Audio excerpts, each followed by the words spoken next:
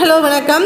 நாம் தமிழர் கட்சியின் ஒருங்கிணைப்பாளர் சீமான் தன்னை ஏமாற்றி விட்டதாக குற்றம் சாட்டி வரும் நடிகை விஜயலட்சுமி தற்போது பெங்களூரில் வசித்து வருகிறார்.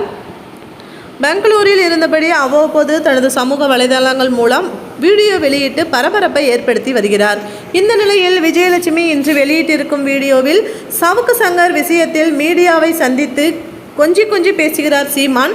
ஏதோ உத்தமன் மாதிரி பேசுகிறார். எனக்கு பொண்டாட்டி இருக்காங்க, 2 பசங்க இருக்காங்க, மாமியார் இருக்காங்கன்னு சொல்கிறார். அப்புறம் எதுக்கு போன வருஷம் பொண்டாட்டின்னு என்கிட்ட வந்தா? திமுக முன்னாடி மானம் போதேன்னு சொல்லி எனக்கு மாதம் எதுக்கு 50,000 ரூபாய் போட்ட?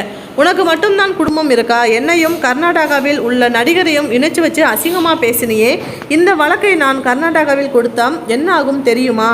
நீ எல்லாம் அடங்க மாட்ட. கர்நாடகாவில் ப்ரெஸ் மீட் வச்சு கன்னட அமைப்புகளிடம் எல்லாம் சொல்லி உன்னை என்ன பண்ண போகிறேன்னு பாரு. தலைவர் பிரபாகரன் ஈழத்துக்காக உயிரை கொடுத்து சண்டை போட்டது போது என் கூட ஆட்டம் போட்ட ஆளுதானே நீ. இதை நான் உலகத்துக்கு சொல்லிட்டேனே. அதுக்கப்புறமும் நீ ஈழத்தை வாங்கி கொடுப்பேன்னு எவனாவது நம்புவானா? போன வருஷம் நீ இங்கே வந்து போட்ட ஆட்டத்தை நான் வீடியோ எடுத்து வச்சிருக்கேன். அதை எல்லாத்தையும் நான் போட்டு விடுறேன். அப்புறம் உன் கதி என்ன ஆக போகுதுன்னு பாரு. இவ்வாறு விஜயலட்சுமி கூறினார்.